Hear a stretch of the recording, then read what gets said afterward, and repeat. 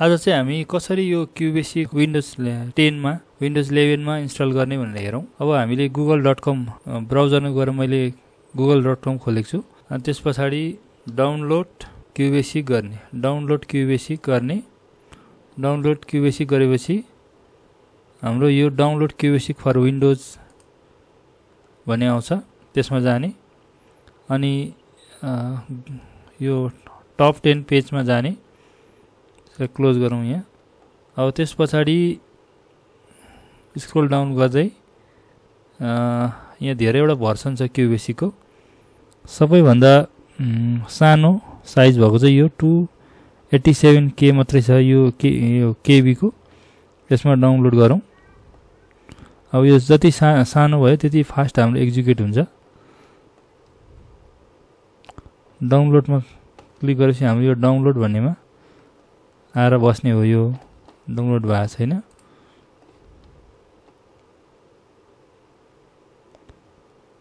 ल डाउनलोड भयो। यो हाम्रो डाउनलोड भइसक्यो। अब यसमा जाउँ यो फोल्डर भित्र।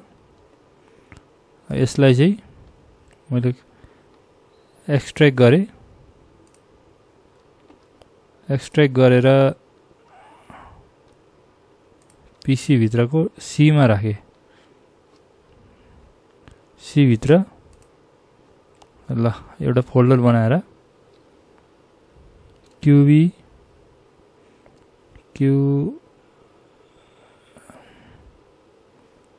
भनेर राखेँ। इन्टर। अब यो सेलेक्ट गरौँ यो फोल्डरलाई अनि एक्सट्र्याक्ट गरौँ। ल अब यो भित्र एक्सट्र्याक्ट भयो। एक्सट्र्याक्ट हुँदाखेरि क्युबेसिक भन्ने एउटा फाइल छ, एउटा हेलको, एउटा चाहिँ .exe भन्ने दुईटा फाइल बन्यो। अब यस पछाडी हामी यो सी ड्राइभमा जाउँ। यसलाई मैले क्युबी भन्ने हामी राखेको छौँ यो फोल्डरको नाम। यसलाई मैले क्युबेसिक बनाएँ। क्युबेसिक।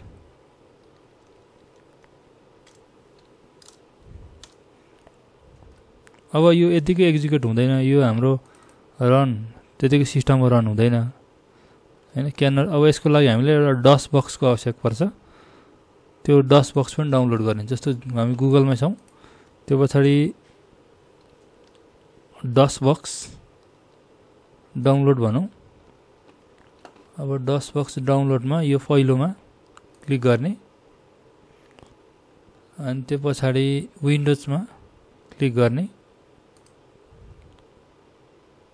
अब यो डाउनलोड सुरु भयो। यहाँ भन्दैछ स्टार्ट सर्टली भनेर। अब यो डाउनलोड स्टार्ट भइसक्यो। यहाँ डाउनलोड स्टार्ट भयो। अब यसलाई इन्स्टल गरिदिने। यहाँ क्लिक गरौँ। नेक्स्ट। यो पनि नेक्स्ट अनि इन्स्टल गर्ने। क्लोज गरौँ। हाम्रो डस बक्स भनेर आयो। यसमा क्लिक गरौँ। यो डस बक्स खुल्यो है। अब यो डस बक्समा चाहिँ हाम्रो अहिलेको क्युबेसिक खोल्नुको लागि चाहिँ अब कोड गर्नु पर्यो। सुरुमा मैले CLS गरेर स्क्रिन चाहिँ क्लियर गरेँ। अब यहाँ एउटा कोड छ, यो याद गर्ने। माउन्ट सी गरेर अघि हामीले यो क्युबेसिक भनेर राखेको छौँ। क्युबेसिक।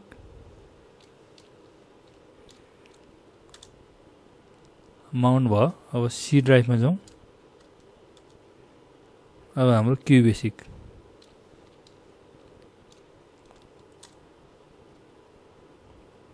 यसरी चाहिँ हामी क्युबेसिक खोल्न सक्छौँ।